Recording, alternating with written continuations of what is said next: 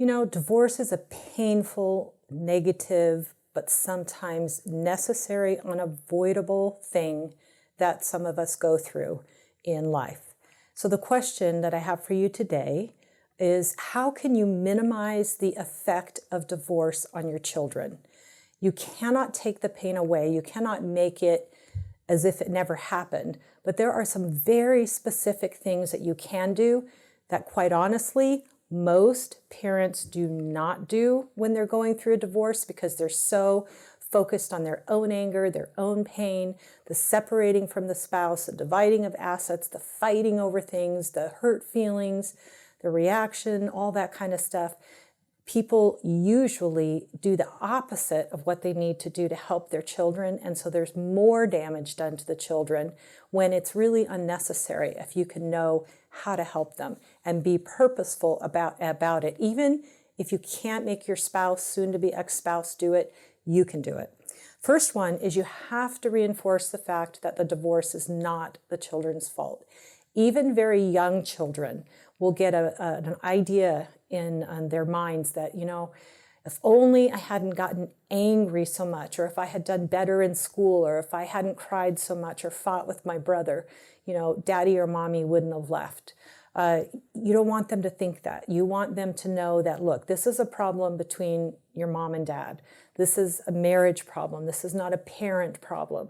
This is not something that you did that caused us to break up. And you have to reinforce that over and over again. The next one is don't put them in the middle of you and your spouse as you're going through the divorce process, now or later. Don't ask your children to be spies. Don't ask them to report on what's happening over there. Don't use them to send a message to your spouse because you have trouble communicating directly with your spouse. Don't ask them to be the messenger between you or the mediator, because that only puts the child in a very difficult situation and causes more toxic emotion to be put onto that child. Plus, they struggle with feeling like they're not loyal to one parent or they're having to betray the parent.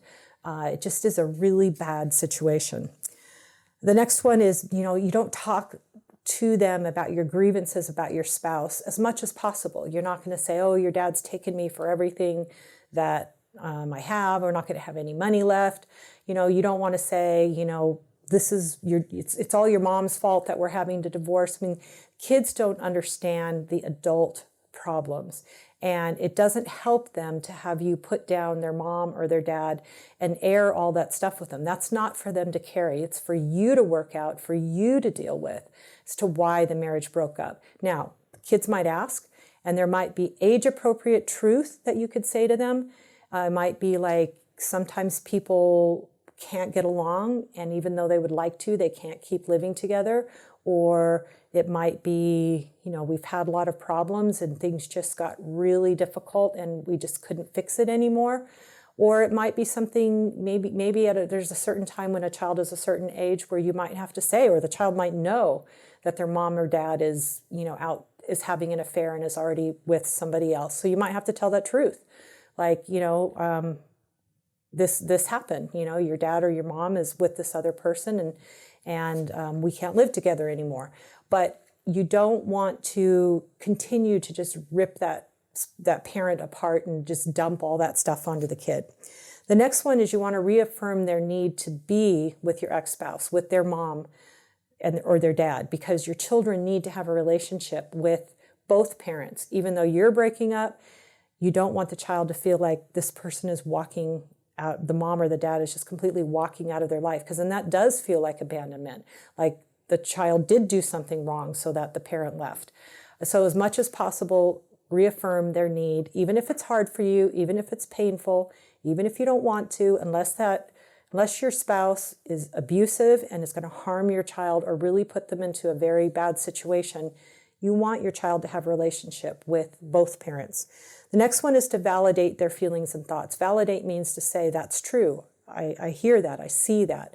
I understand that. Your child has a lot of feelings, a lot of stuff that's going on. And sometimes those feelings are not going to be expressed in an easy to accept way. It might be, I hate you. I'm angry. I don't want to be with you. I don't want to live with you. I'm mad. You made daddy leave. You made mommy leave.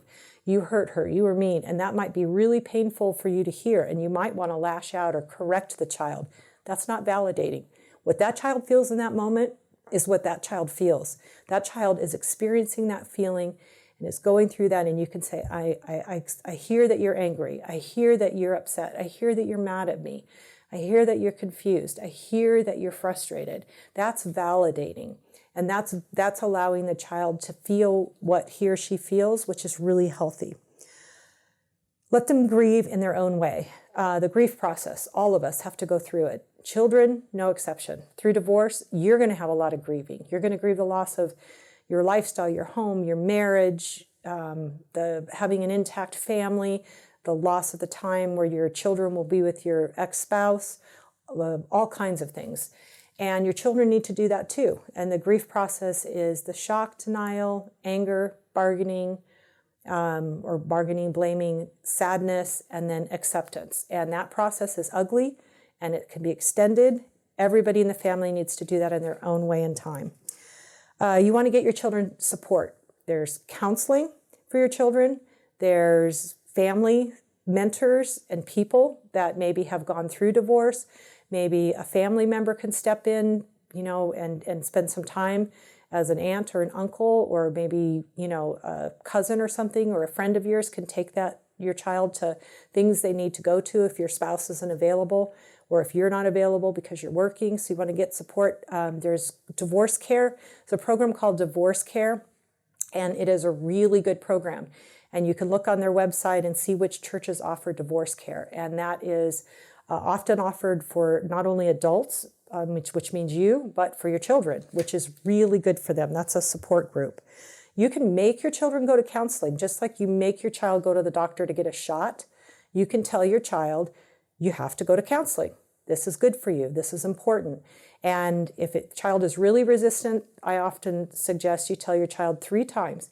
You have to go 3 times. If after that you can tell me, I really, really, really do not get any help from this, I don't want to go, then fine, you don't have to go. But what the children usually find out is they like having a person who's listening to them talk about their feelings and validating it and getting help just for them. Now, if they think that you're taking them there so that the counselor can tell you everything that they're thinking, then they won't like it. But if they really get that advocate for themselves, they usually like going. The other thing is to get support for yourself so you can handle this better. There's nothing harder than going through a divorce. I often say it's like having gangrene in your arm and your arm is dying and the dead skin is going up your arm and you're looking at your arm and you're saying, I like my arm. It's my hand. I write with my right hand. This is my arm. This is my hand. I need it. I don't want to cut off my arm, but if you don't, you're going to die. And divorce, sometimes you have to cut your arm off, or the person is going to cut your arm off for you because your spouse is leaving and there's nothing you can do except to go ahead and do it. But at the same time, you have got to get support because it's hard and it's a huge amount of adjustment. Divorce care, counseling, friends, learning to take care of yourself, reading as much as you can about divorce, all of that stuff helps. And giving yourself time to go through it. Next one is try to maintain as much normalcy in your home as possible. Not easy. You might have to go to work now when you didn't before. You might have to move out of your house. Your kids are going to go between 2 places. You try that. That's really hard. But as much as possible, you do your part to maintain that normalcy. And the next one is to try to co-parent with your ex-spouse as much as possible. You can only control half this. You can't control your spouse, ex-spouse, and make that person parent the same way as you do, make that person comfortable to be at a baseball game at the same time. I mean, there may be a time period where you can't go when your spouse is there. If that person has a new significant other in their life, it just might be too painful right now and it might take time. But as soon as you can, pull it together and figure out how to co-parent and both of you be in this child's life together, the better off your children will be for it. So try to get yourself to that point in a reasonable amount of time, if at all possible. So If you can do these things, rather than making the divorce harder for your children, you will make it easier for them to handle, even though that means it's still going to be an adjustment. So thank you very much for watching this video on Change My Relationship.